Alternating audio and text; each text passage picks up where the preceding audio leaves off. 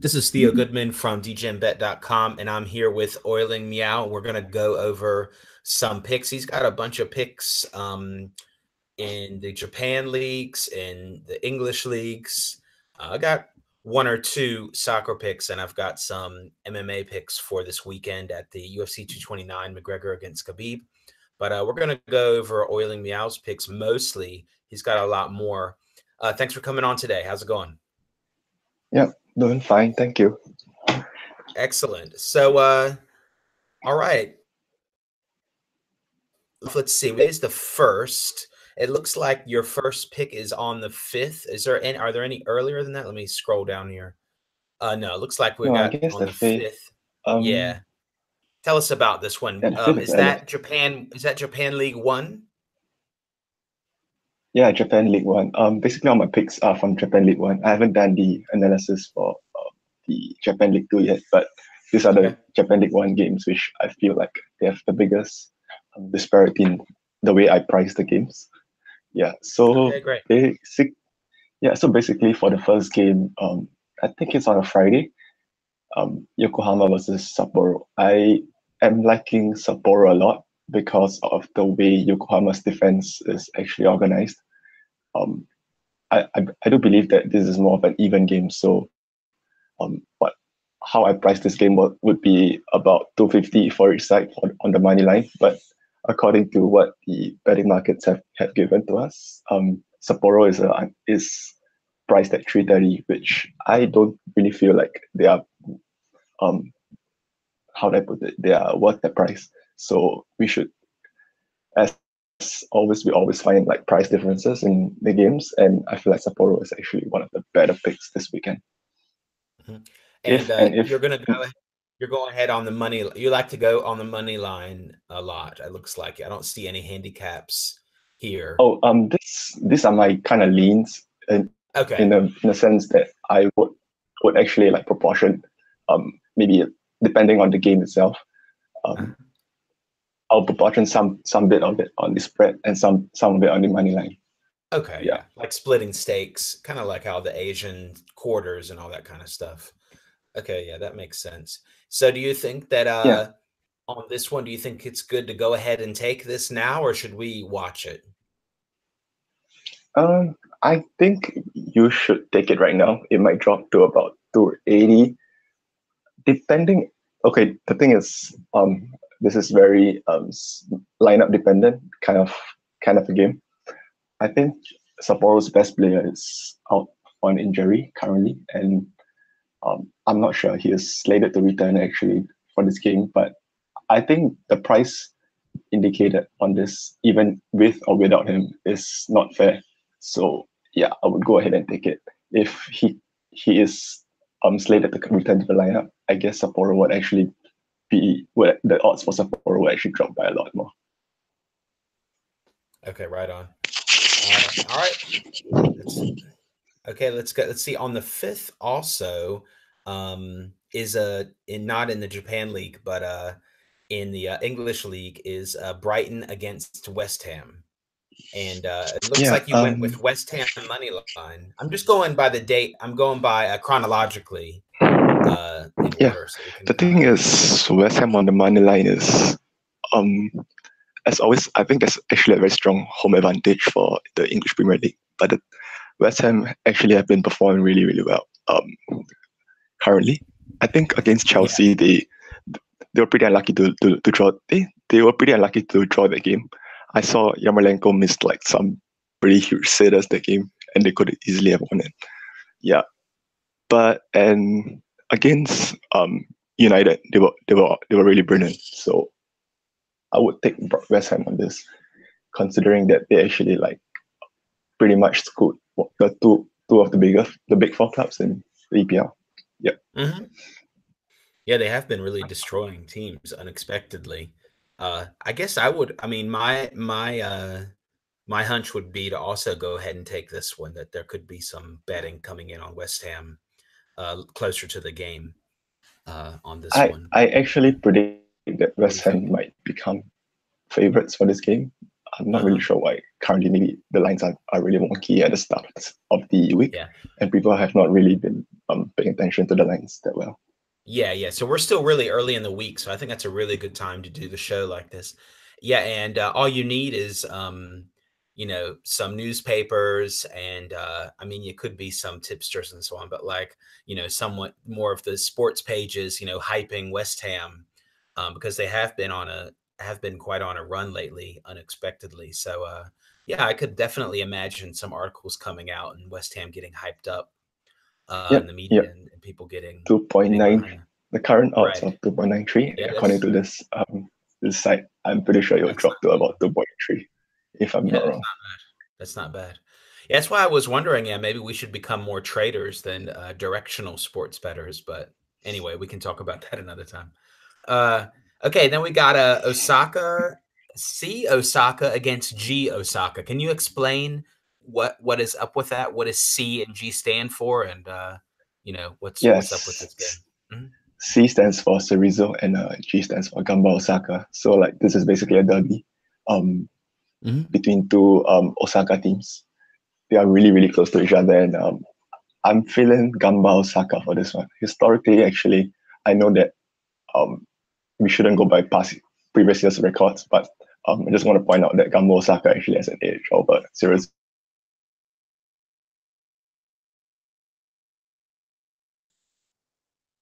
Test. For me, you cut out. You were just saying to have an edge. So I don't know if we're having connection problems. We're doing it live, ladies and gentlemen. We're doing it live. I'm sure he will come back. I'm going to ping him right now. Let's see here. So I don't hear him. So if you have any comments, put them in the questions about the Japan League. Oiling Meow is really good at that league. Put them in the comments and we'll answer them. Let's see. So I'm typing with one hand, ladies and gentlemen. But it's okay. So until he comes back, we'll do an impromptu and we'll see what happens here. I believe that I have spoken with him about the game later in the week, Liverpool against Manchester City, and about how Liverpool is the favorite here and Manchester City you're getting at 2.77. I agree. That has huge value. And I would definitely, that's another one to go ahead and take now, I think. So I would go ahead and out of his picks, these two that you should go ahead and take now in the English League. I really like those, Manchester City and West Ham. Crystal Palace beating the Wolves. I don't know about that one. I think that I would tend to go bet the goals on the over on that one, but honestly, I have not taken a look. So what we're going to do is we're going to go jump over right now spontaneously because that's how we do it here. And we're going to check on the weekend. Hello. Yeah, I'm changing. Okay, we'll go back to Jameson. Yeah, I just was talking about since I don't know much about the Japanese league, I was just talking about the Liverpool Manchester City game, about the pricing of that and how that is kind of crazy. How Manchester City is Manchester City is the underdog, and at 277 Manchester City money line. Yeah, they definitely it is kind of it's a rivalry, of course, because they're top teams. But I mean, come on, 277 for City. Yeah, come on. Right? That's crazy. So basically, that's in Liverpool. That's one of the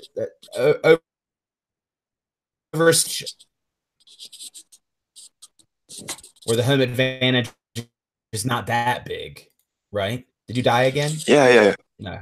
Yeah, no. I'm here. The thing is, Man City money line odds, anything above 2, I feel like you just gotta take it, man. You just gotta take it. There's no way. Yeah, I'm with you. That's crazy. I mean, I think at the beginning of the season, definitely odds were really overhyped for Manchester City, like insanely. But that's a nice spot here.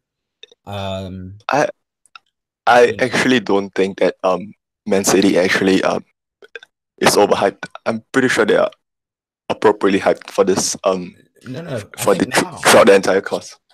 I think Yeah, now. throughout the entire course. I meant the first few weeks. I think maybe first 3 weeks, first 4 weeks. I don't know what week we're at now, but I think they were really overhyped on the odds. But yeah, now 277. That's great, and Yeah. I think that these could move either way because there's going to be a lot of people betting on both sides of this game. I think. I just came across the notification on my phone. I think De Bruyne might be back for this game, and that would be massive for Man City. Yeah, that would be massive. Yeah, and that would definitely affect the odds. So that's another one to go ahead and take. I like that.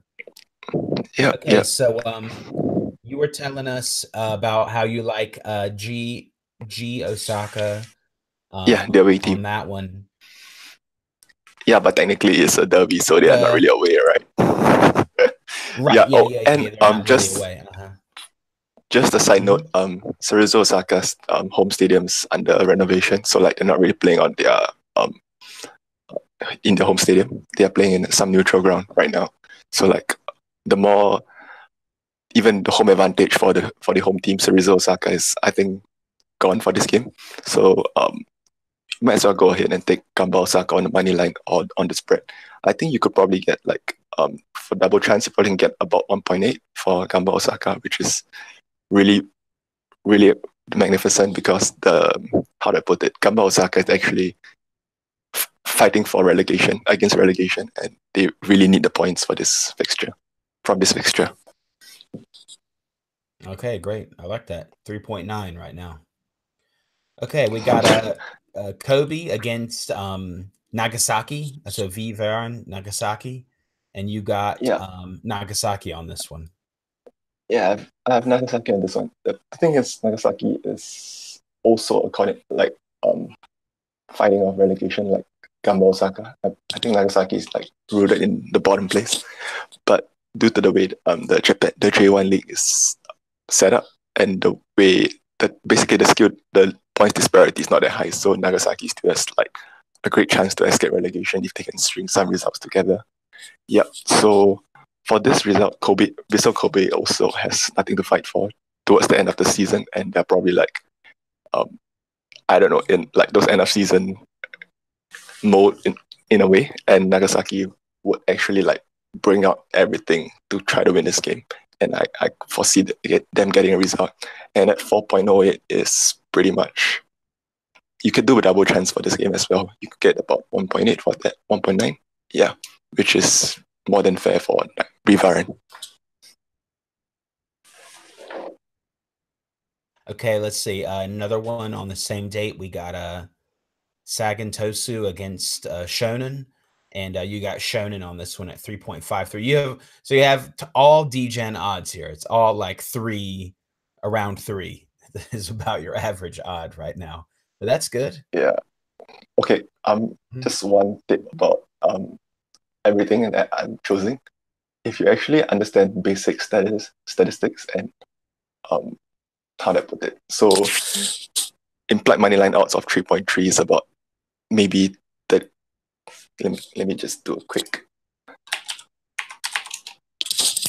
So the chance of it happening is 30%, and I'm pretty sure that for all of my picks from Sapporo, Gamba, Osaka, Nagasaki, and Shonan, I'm pretty sure they are about 50% for me. So I'm pricing this win probability to be about 15% of a difference. Yeah. Yeah. Mm-hmm. So that is actually a very great kind of edge, I guess you got to exploit. Usually for myself, for most of my Japan games, I do not see a price difference of more than like 10%, 10% probably chance. And for this weekend, we have found 4 games which actually have about 15% or more, which is really quite unprecedented. And yeah, that's why I would recommend all these teams on the money line. Yep. Okay. Let's see what else. Okay, on the 6th, we also have a game, and we have got some English games. We got a Palace against the Wolves, and you're going to go with Palace at 2.7, 2.72 actually. Yeah, the betting market said that this is basically a toss-up I could foresee home advantage swinging the game towards Crystal Palace because just the nature of the way Palace attacks at home, and they are pretty much free flowing at home. And yeah, I could see this being a high scoring game as well. So like maybe over 2.5 would be a great spot to take. I'm not sure the odds for that, but yeah. So that's Crystal funny. Palace. Right when your phone died, and you weren't there, I said that's what I would take on this game, but I don't know the odds right now either. But yeah, that would be my approach. I can look up the odds, but tell us why you taking Palace here. Yeah, this basically Crystal Palace is one of the better home teams towards the end of the last season. I think they won. I'm not really sure what are the statistics for that. I couldn't put them out off the top of my head, but I'm pretty sure they won like majority of the home games, trying to escape relegation. And this season they actually look better. Like I'm pretty sure they don't want to like leave it to the end. And this is one of the few games which I feel like they could get a result. And yeah, Zaha is pretty much on fire right now, so could go ahead and take Crystal Palace on the money line, or maybe +0, which will give you about like 1.95, if I'm not wrong. Also, you can get Palace against Wolves over 2.5, 1.79. For over 2.5, 1.79. That's not bad. You could, if you want, you could do over 3 for like 2.04 or something. I think 2.5. I would take over 2.5 because if I would price that game, I would probably put it at about 1.6 for over 2.5. So I guess that's about like 20-cent kind of difference. Yep, and over 2.5 is pretty much. I could see both these teams scoring a bucket load of goals. Yeah, I can too. I like it. Okay, what do you think about Leicester Everton? I'm not really sure to be honest. You have Leicester 2.23. I'm gonna put it out there that I'm valuing Leicester really, really highly this season because, like, compared to last season where they were like pretty much dumpster, like I think they were bottom half of the table most of the time, most of the season, but they picked up towards the end. But for this season, I feel like Leicester is actually a really reformed team. They have kicked out Mahrez, but I think they play a better brand of football right now, and the way they set up and the way they attack is pretty much free flowing, and I kind of like them at home against Everton. Everton have shown pretty much that they can't really defend, and they do not. I don't know. Everton just doesn't look right to me when I was watching them. Even though they won against, who did they win? Let me see previously.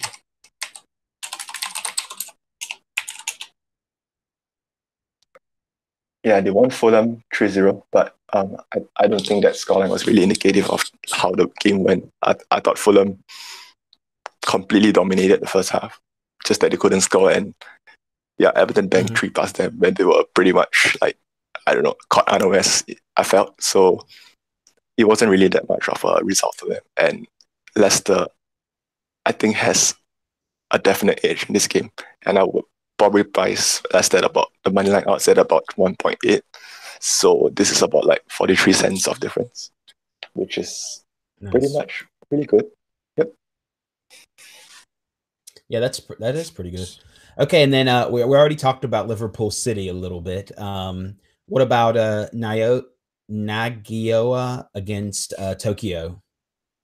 Nagoya versus Tokyo. All right, this is one of the games which I have no idea why Nagoya is underdog here. Nagoya has been on a pretty much hot streak, flowing. I think the World Cup break. After the World Cup break, they have won like. Give me a second. I'll pull up the numbers. Probably like 6 out of 8 games. Like that's really unprecedented in the Japan League because it is pretty hard to win games on such a win so many games in such a short span of time. Yeah, and I feel like Tokyo actually has won like 1 game in the past 8 games, and someone Nagoya's on top of that. Nagoya's at home, and they are being placed as the underdogs, which I have no idea why. So I would actually install Nagoya as favorites in this game, and yeah, I actually thought the 3 was a 2 when I opened the odds. I actually thought it was like 2.11, which of course that was how I was going to price it. in that range, Right. like 2.1 for Nagoya. So like, nah, I'm pretty sure this game is very badly priced as well. Right on. Yep, and Nagoya probably could easily take this game. Tokyo has shown like complete and utter like lack of determination and grit and whatsoever. I've been watching the games, and Tokyo is just they're just fallen asleep in the second half. Yeah, after a blistering start. So I guess Nagoya all the way for this game. Mm-hmm. Okay, then we got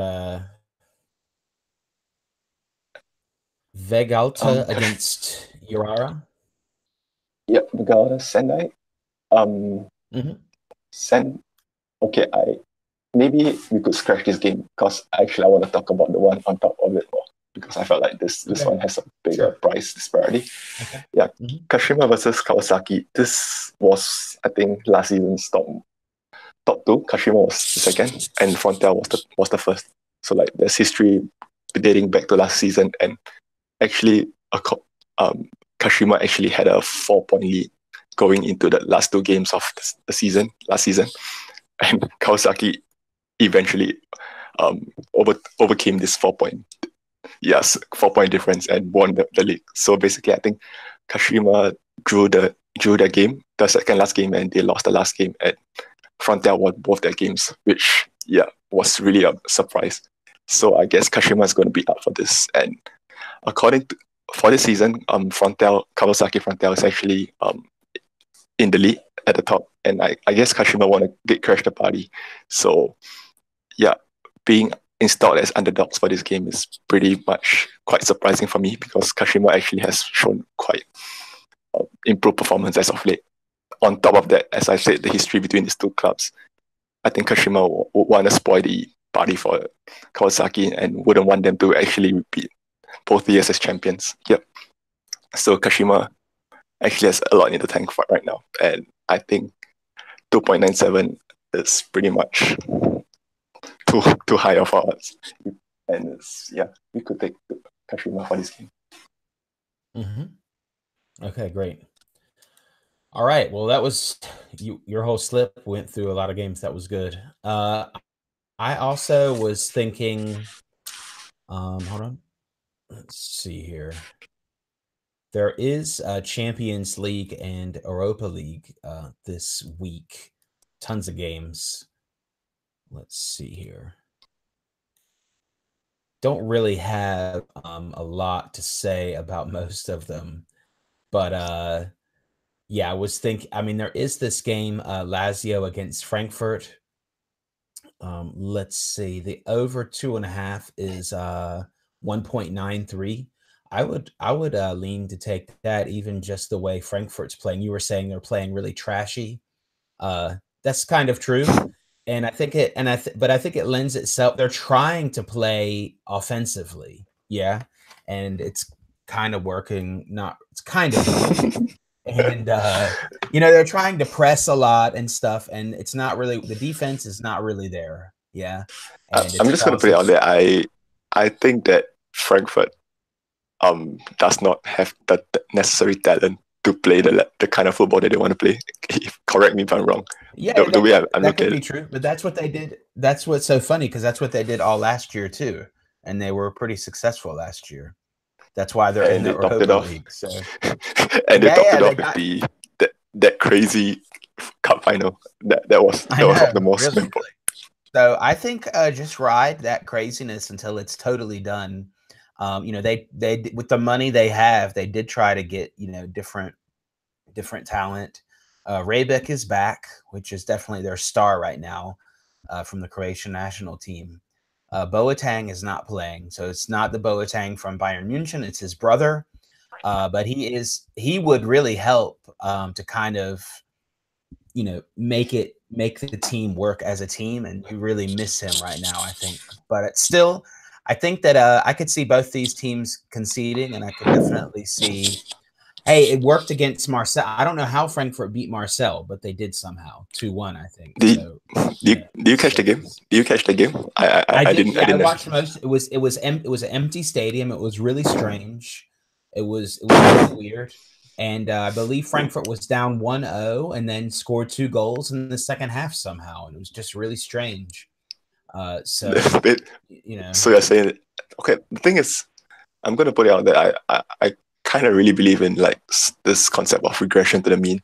So if a team's actually performing way above their expectations, I'm pretty sure like they would actually drop back to the level to which they are actually at. Right, but I don't think they are playing above their expectations because they got smashed by Gladbach, and they just played Hanover, who was totally crap. I mean, of course, it was 3-1. It could have easily been 5-1. Hanover made these stupid mistakes in the back, and Frankfurt couldn't score a goal. So you know what I mean? Like it was really easily could have been higher than that, but they just could not capitalize on just like on sometimes. So I don't think they're playing great. So I don't think they have a lot to regress to. I mean, yeah. You know, let's see. And they're kind of in it. I mean, in the league, they're now that they got a win, that's good. If they would have lost or drawn last time, it would have been a real crisis for the league. Now that they won and got 3 points, they're still not in the clear, you know, but they're not in a crisis like Hanover or some other teams. So, and I think that why not just take the over? I think they're going to go for the goals.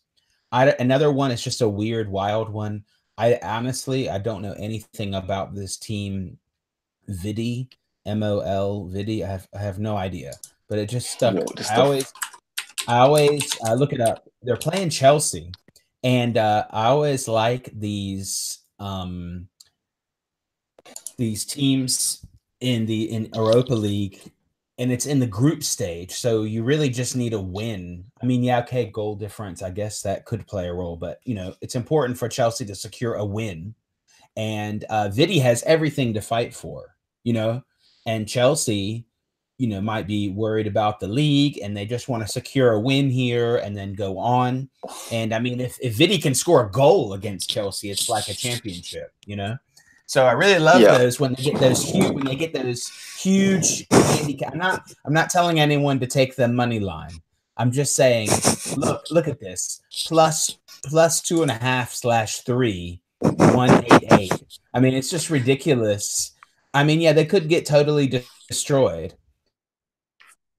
If they lose 3, yeah, I kind of agree with you on that. Like, even without knowing whatever or whoever is on BD, 2.75 on whichever football game is a really crazy handicap. And I'm pretty sure like these guys aren't scrubs that will go out to get like destroyed. 3-0, 4-0. They're going to put their first team in. You know, they're going to try their hardest to get a goal or park the bus and get a draw. Whatever tactic is more their style. You know, and Chelsea, I think they're happy just getting any kind of win. You know, if they just get a goal or two, and then put in the B and C team or whatever. You know, let them play a little bit. You know, that's how I'm picturing this. What do you think? The thing is, how do I put it? The Europa League is one of the second tier European competitions. So like some teams prioritize it, some teams don't prioritize it, and it's like a guessing game, whoever's in the lineup. But having said that, Chelsea's B team is pretty strong still. So yeah, I'm actually pretty reluctant to call this game at all because I've not seen Vidia play. Right. But yeah, I could easily foresee a narrow Chelsea victory, which will give you quite a cushion, which actually is covered within the 2.75. Yeah. So I just like I agree with you. I like to look for you know, team like really crazy handicaps like that in some of these games. Also, my coming in on Chelsea even at 1.1 money line. So you could get even. It's possible that there's even a crazier thing. And also on some of these, some books will offer you something ridiculous like +2 halftime sometimes on some of these. And that's crazy because all they have to do is hold on for half the game. So if you can get +2 halftime on some of these really big underdogs in Europa League, then I'm more apt to take that rather than take the favorite -2 halftime. And just that team can hold on for one half. I think that's not a bad one. Now, everyone, like you said, Europa League is crazy. I don't recommend betting a whole bunch on any of these early, especially the early stage of Champions or Europa League. I don't recommend. I think league games is where it's at more than these Champions. So don't get distracted too much. Don't put crazy stakes on this. Okay. Don't put your bank on it.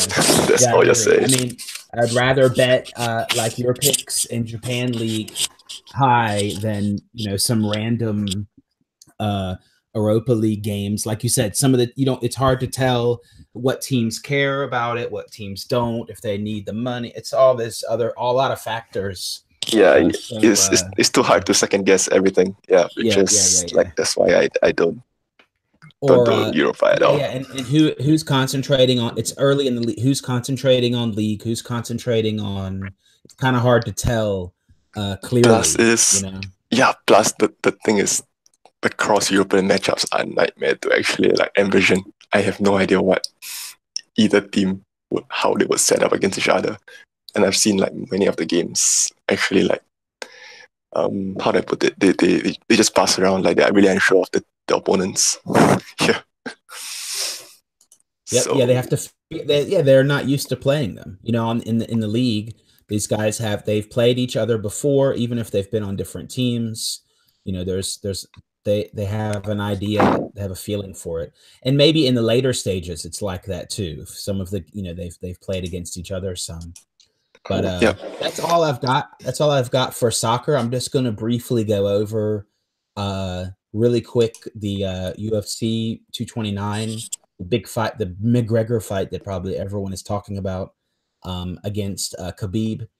And I think that I'm going to go over some of the other fights really briefly before I talk about the main event, because I like some of the other fights way more than the main. I think the main event is actually really hard to pick, and anyone that says otherwise, I don't know what they're. If I'm not wrong, I think Anthony Pettis. I just saw his name.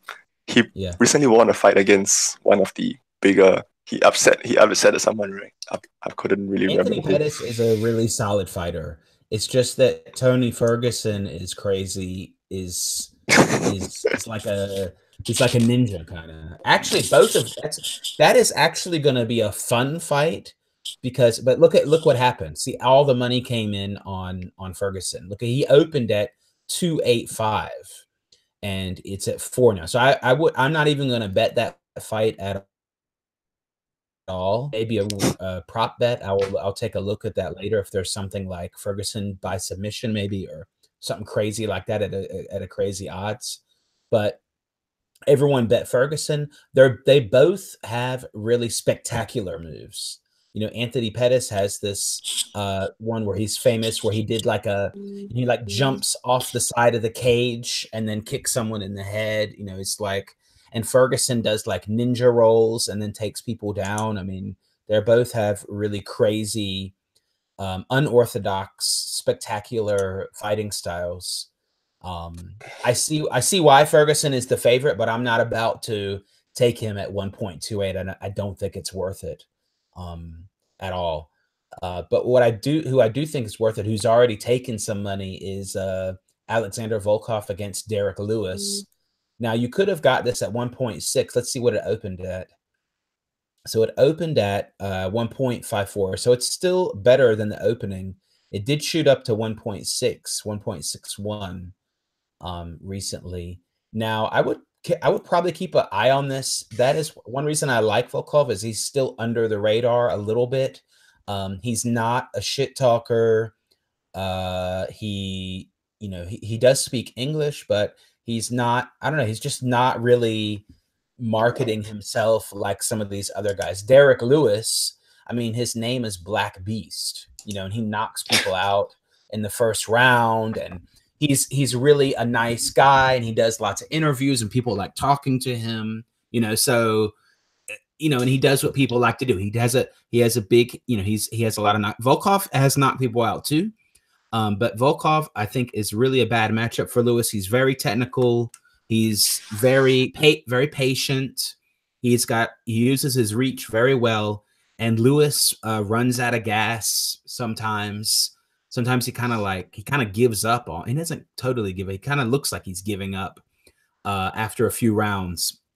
So after like 1.5 rounds, even. So I'm just going to take Volkov straight up.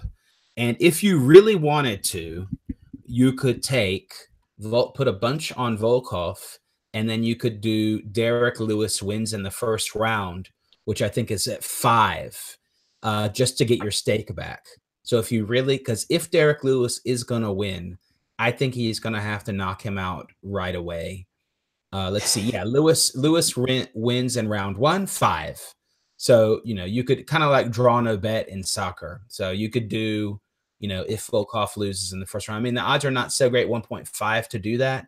But if you really were worried, then I think those are the 2 options. And I wouldn't go Volkov by decision either. I mean, he could also finish Lewis in the 3rd round or something. Another one, but unfortunately the price has moved some, is in the women's, Felice Herring against Michelle Watterson.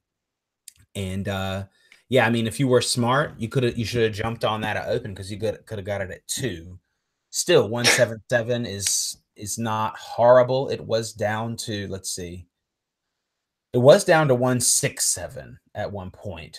So I guess a whole lot of money came in on her. She's got way better wrestling than Michelle Watterson, and I think she's going to be able to stand with her enough. Of course, Michelle Watterson, it's another one of those cases where, Michelle Watterson, karate hottie, is kind of like known and everything just because she has a cool nickname, and she is a good fighter. But I think that Herring is going to be in her face and eventually going to take her down, maybe submit her, but I think I'm just going to go with the win. I think there's definitely good value there. And those are the 2 that I really like the most, Herring and Volkov. I really like those 2. Of course, they're favorites, but they're not ridiculous favorites. Just shortly, I don't understand Tanya Evinger at 2.4 against Ladd. I think that's pretty even. And people don't know Tanya Evinger. I think she survived like 2 or 3 rounds against Cyborg. I mean, she's really tough, and I don't know. I don't understand why she's such an underdog. So I would say that's more like even. I would take at 2.4. That's not a bad bet. And I also like Nick Lenz to beat Gray Maynard, but yeah, you're not getting a great price at 1.44. So if for some reason that shot back up, like it did at 1.5 or something, I would consider that, but I don't know. It's just not worth it. Not worth the risk right now. But and then in the main event, I'm going to take over 2.5 rounds. You get over 2.5 rounds for like 2.1 right now. I think that's not bad. 2.12. I think it's not a bad bet. What do you think? You were saying that McGregor actually matches up better with Kabib. Like he actually has a better fighting style, if I'm not wrong. That's what you were saying. Well, he has a way better stand-up. Now, I mean, that's the whole thing that everyone wants to find out. What happens when McGregor faces probably the strongest MMA wrestler ever? It's just the thing. I don't like how Kabib looks when he's backed up and having defend strikes. It doesn't look good, and I don't like it. And Kabib, in order to get a takedown, sometimes he just stands in front of people, and I don't think you want to stand in front of McGregor. I think that McGregor is pretty accurate in his striking, and he had, Nate Diaz is the only guy that really gave him a lot of trouble, and Nate Diaz is a surgical striker. You see, so I looked at a lot of film on both these guys, and I'm leaning McGregor, and I would say if you want to bet McGregor, go ahead and bet him now. Probably more money will even come in on McGregor. Yeah, 2.5 is not bad. That's still not bad. It was higher, but that's not bad. And if you want to bet Kabib, just wait. Just be patient. There's going to be a lot of hype around the whole fight. Just be patient. Bet it maybe the night of the fight. Maybe you'll get like 1.7 or something. You know, if you want to bet. Yeah, I'm pretty sure Khabib. I'm pretty sure McGregor has like a bigger name. It's a bigger name in the. He is I a think big McGregor name, but the thing is, McGregor transcends. I'm not sure though. It's like McGregor I wonder if transcends. what if all of Russia bets on Khabib? You know, I don't know. You know, we don't know. But I think you're right. I think he's definitely big. He's way more marketable. He's marketed everywhere. People not into MMA know him. You can't even Yeah. pronounce Khabib's last name, so it's hard to market him. You know, I mean that's just the reality of the situation. So, you know, really no disrespect to any of these guys. I really like both of them. So don't anyone listening that's trying to say that I'm disrespecting because I can't pronounce his last name. It's not like that. They're both great fighters. Yeah, they're both really great fighters. And actually, I flip flopped because at the beginning, when I heard the fight was announced, I thought, oh, Khabib's going to win. He's going to take him down, and it's going to be done. But I don't know. I'm really doubting it right now, and I think that McGregor is going to be able to get out of the. Is going to be able to stop enough for and dictate where the fight is going to take place, and make Khabib get out. McGregor taking the center of the ring and making Khabib be against the fence. And Khabib has this kind of weird, it's almost like panicky striking. I can't really explain it. It's kind of wild. And as someone that's really good at striking is going to be able to really take advantage of that. So I'm worried about that. That is really funny that you said that without Pettis, because Pettis at 4, now that we looked at it, that is crazy. That's probably the biggest move on the whole card. 2.85 to 4. It kind of makes me want to take Pettis just out of it being so ridiculously high, like you pointed out. Yeah. That's crazy. Why not? That is crazy. I mean, MMA the public happen, you know. Yeah, the public is usually wrong, right? Most people lose their money, so why not? The public is normally wrong. That's true. Yeah. The public is normally wrong, and McGregor is an underdog, so it's like kind of a weird situation. Yeah, that's all I've got today. You have any final words or anything like that? Oh, I want to shout out my Cubs. Like Chicago, the MLB Cubs is playing. Yeah, Cubs against Brewers in about an hour. Yeah, so Cubs are playing for the North NL West title. I think I'm not really sure which division they are, but basically, this is like a who decides who's first. Cubs against Brewers, and I'm pretty sure Cubs actually have a better lineup and a better pitcher on the mound today. So I would actually advise taking them on the money line, which is 1.77 right now. Yeah, which is in for about 45 minutes. Not not minus 2.5. Minus 2.5? What? No. You just do like. I'm just joking. I'm just joking. Yeah. Okay. Yeah. Alternative run spread. So 177 for money line Cubs. Okay. Who knows? I might follow you there. Yeah, I'm definitely going for it. I'm pretty sure I'm going to watch it as well. The thing is, Brewers have been pretty hot recently, but I believe in Chicago's run prevention. So yeah, I believe in the defense, and I'm pretty sure they could get this done and win the title. At least for this to go into the postseason. Yeah, and actually there is another MLB game which I would. This is another tiebreaker for the first place. The Dodgers versus the Rockies, and the Rockies are actually slight underdogs at 2.5, which I feel like is pretty unfair to them because they have been pretty fire recently as well. And I would actually recommend the Rockies money line as well. Okay, great. All right, everyone. Thanks for watching. Give us a thumbs up and subscribe. And yeah, if you think our picks are really good, or if you think our picks are full of shit, then let us know in the comments below. You can also talk to us in Telegram at Sportsbet. The link is in the description. Thanks a lot for watching, and talk to you next time. Yep. See you.